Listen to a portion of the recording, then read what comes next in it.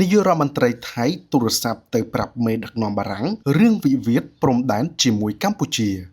នាយករដ្ឋមន្ត្រីថៃបានពិភាក្សាជាមួយប្រធានាធិបតីបារាំងលោកអេម៉ានូអែលម៉ាក្រុងតាមរយៈទូរស័ព្ទដោយបញ្ជាក់ជាថ្មីពីការបដិញ្ញាចិត្តរបស់ប្រទេសថៃក្នុងការដោះស្រាយជម្លោះព្រំដែនជាមួយកម្ពុជាដោយសន្តិវិធីនេះបើតាមការចុះផ្សាយដោយកាសែត The Nation អ្នកនាំពាក្យការិយាល័យនាយករដ្ឋមន្ត្រីលោកជីរាយុហុងសាប់បានបញ្ជាក់ការពីរសៀលថ្ងៃសុក្រទី27ខែមិថុនាថាលោកស្រីនាយករដ្ឋមន្ត្រីផែថងឋានបានពិភាក្សាតាមទូរស័ព្ទជាមួយលោកប្រធានាធិបតីអេម៉ានូអែលម៉ាក្រុងដោយមេដឹកនាំប្រទេសទាំងពីរបានសម្ដែងនូវភាពរីករាយក្នុងកិច្ចសន្ទនាលើកដំបូងជាមួយគ្នាចាប់តាំងពីលោកស្រីនាយករដ្ឋមន្ត្រីផែថងឋានចូលកាន់តំណែងលោកស្រីផែថងឋានបានបញ្ជាក់ជាថ្មីអំពីការបដិញ្ញាចិត្តក្នុងការលើកកម្ពស់កម្រិតទំនាក់ទំនងថៃបារាំងភាពជាដៃគូយុទ្ធសាស្ត្រឲ្យបានឆាប់តាមដែលអាចធ្វើទៅបាននិងស្វាគមន៍ការរំពឹងរបស់ប្រធានាធិបតីម៉ាក្រុងទៅបំពេញទស្សនកិច្ចនៅរាជធានីបាងកកជាផ្លូវការនៅឆ្នាំក្រោយ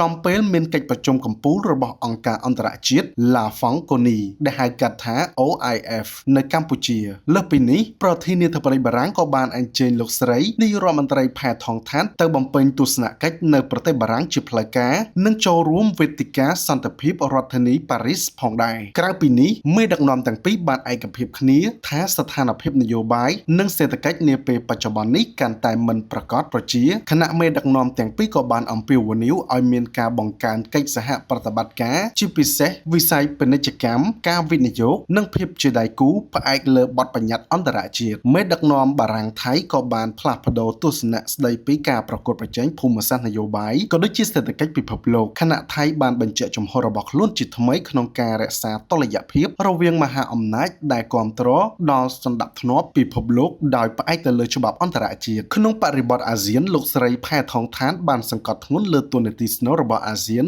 ក្នុងការដោះស្រាយឧក្រិដ្ឋកម្មឆ្លងដែនជាពិសេសបញ្ហាការបោកប្រាស់តាមអនឡាញនិងឧក្រិដ្ឋកម្មតាមអ៊ីនធឺណិតជាដើមស្ដីពីស្ថានភាពព្រំដែនកម្ពុជាថៃលោកស្រីនាយករដ្ឋមន្ត្រីថៃរូបនេះបានរំលឹកឡើងវិញថាប្រទេសថៃប្រកាន់ខ្ជាប់នូវគោលការណ៍នៃដំណោះស្រាយដោយសន្តិវិធីស្មោះត្រង់ឈលលើមិត្តភាពដ៏រឹងមាំរវាងប្រទេសជិតខាងក្នុងការឯកភាពអាស៊ាននិងច្បាប់អន្តរជាតិលោកស្រីនាយករដ្ឋមន្ត្រីជឿជាក់ថាការចរចាទ្វេភាគីគឺជាមធ្យោបាយដ៏មានប្រសិទ្ធភាពបំផុតក្នុងការស្វែងរកដំណោះស្រាយប្រកបដោយស្ថាបនានិងផ្ដល់ផលប្រយោជន៍ទៅវិញទៅមកថៃនៅតែបន្តគាំទ្រគណៈកម្មការចម្រុះព្រំដែនកម្ពុជាថៃ JBC ក្នុងន័យនេះមេដឹកនាំថៃទំនងជាចង់ទាញដៃបារាំងលូកចូលរឿងវិវាទព្រំដែនតាមរយៈការគាំទ្របរិយាកាសនៃកិច្ចចរចាទ្វេភាគីកម្ពុជាថៃការប្រកាសក្តាររបស់ភាគីថៃប្រាប់ពិភពលោកថាចង់បញ្ចប់វិវាទព្រំដែនជាមួយកម្ពុជាដោយសន្តិវិធីនេះប្រៀបបានទៅនឹង